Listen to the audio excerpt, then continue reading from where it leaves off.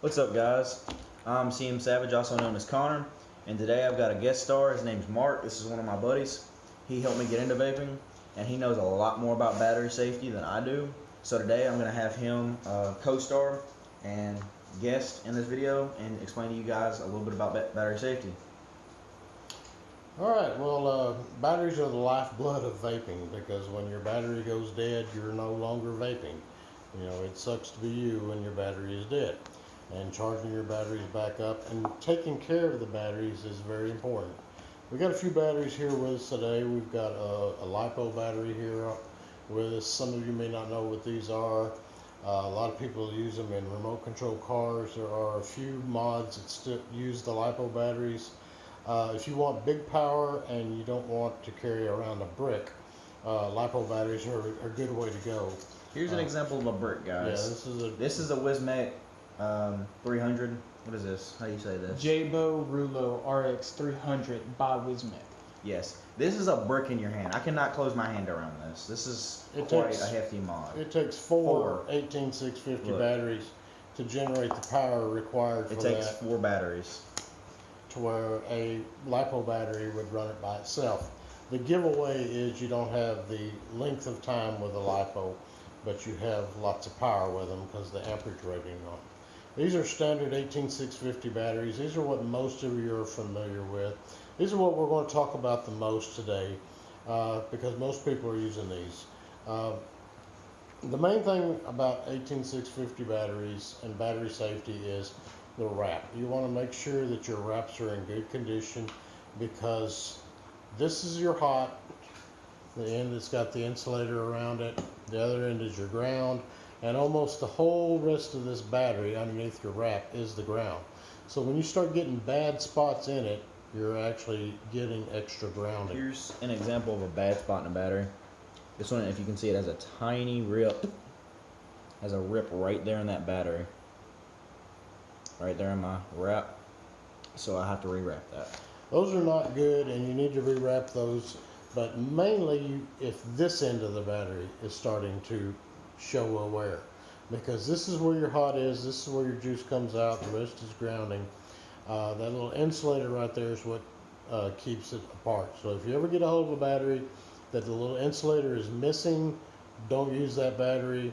If you go to rewrap these batteries and you lose that insulator, go get some more insulators and put them on there.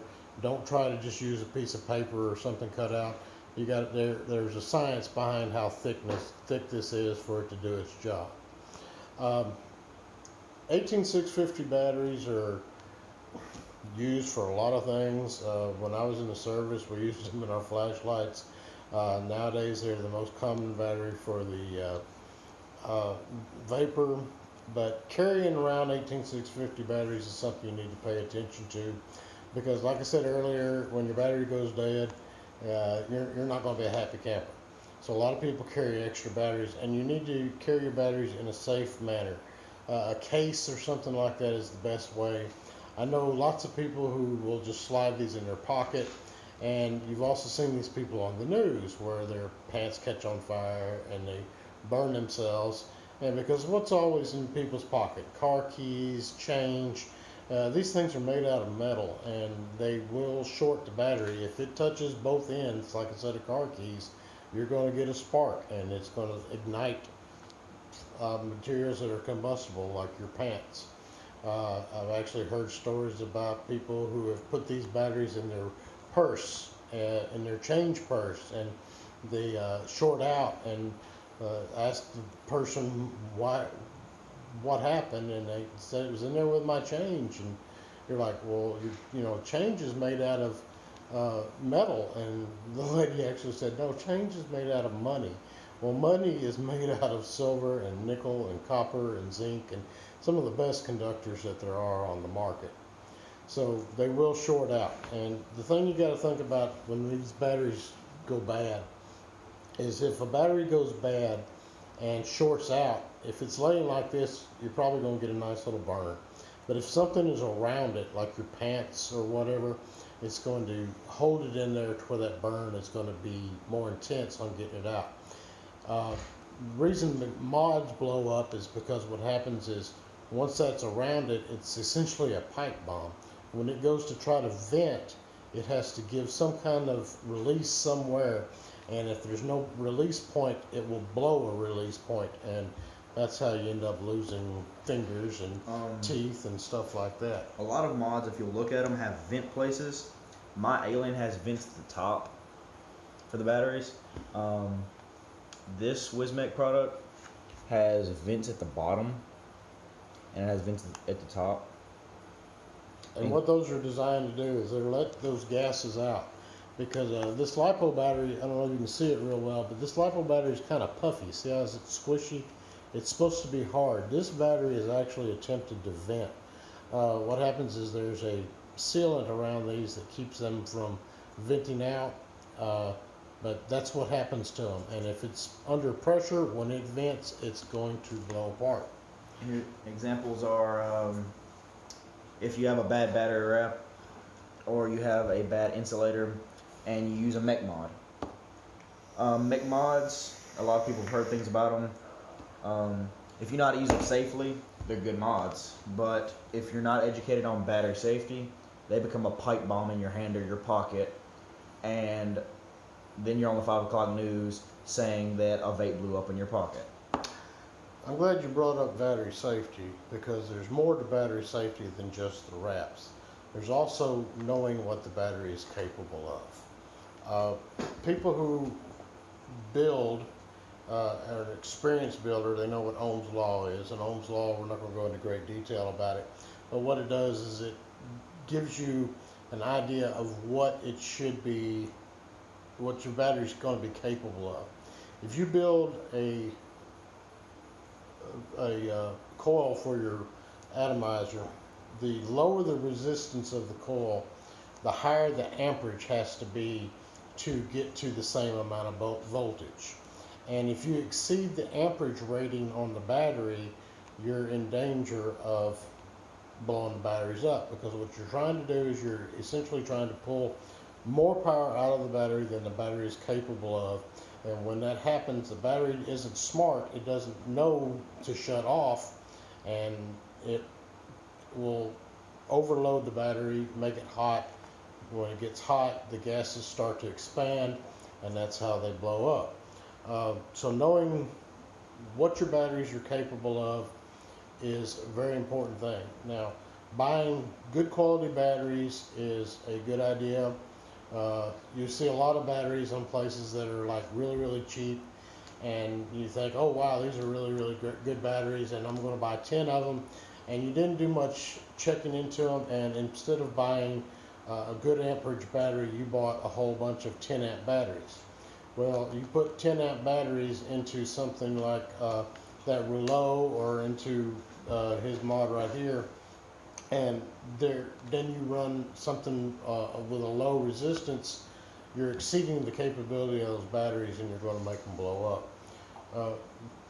Ratings on the batteries, they come in the amperage, which is, has an A behind it. You want to get at least 20 amp batteries. 25 amp batteries are better. They do make 30, 35, and 40 amp batteries, and I've seen a few legitimate 50 amp batteries, but there's not a lot of legitimate 18650 50 amp batteries out there. So if you see a big advertisement saying that it's a huge amperage battery, don't quite believe it.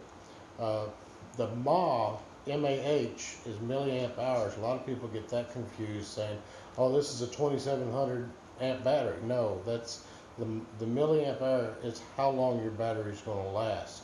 The higher the number, the higher the longer the battery is going to last. Also, it's also going to be the longer the battery is going to take to charge up. Most charging ports do at 0.5 amps per hour, so that's be 500 milliamps. So if you have a 2500 milliamp hour battery, you're looking at 5 hours for it to charge up.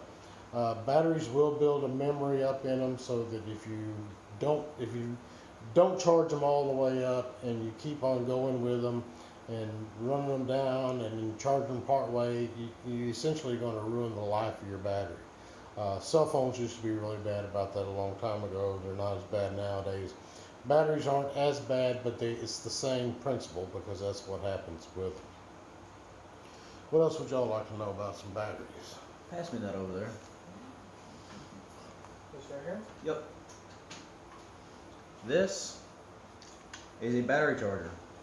Some of you guys have devices like this device or my Alien that have a charging port or an update port right here. You need to check whenever you get a device. Some of those ports are meant for charging and updates. Some of them are just meant for updates. If you try to charge your device through an only update port, it will mess your mod up. So you need to get one of these if your device does not charge through the port. It is a battery charger. Some of them, the better ones, This one is made by Nicor. It's a 2-bay battery charger. It's also a smart charger. What we mean by smart charger is when you put the battery in it and it charges all the way up, the charger will actually cut off. If it doesn't have smart charging capabilities to it, it will keep on attempting to charge the battery as long as the battery is in there, and that can actually lead to a fire because the battery gets overcharged and gets too hot. So spend a little extra money. Battery chargers are relatively cheap. When I say relatively cheap, you know, 2-bay battery chargers probably start around $15. If you have a lot of batteries, you can probably get a good 6-bay battery charger upwards towards $45 to $50, depending on where you're shopping at. But you definitely want to make sure that it's a smart charging system that will shut off, because otherwise you're going to be overcharging your batteries. And battery life is what makes for happy vapors, because if you don't have batteries, there's no vape for you. Alright, YouTube, you got any questions, comments, concerns? Post them down in the comments below. Me or my friend Mark will respond to them on this channel. Thank you. You guys have a nice day and be safe.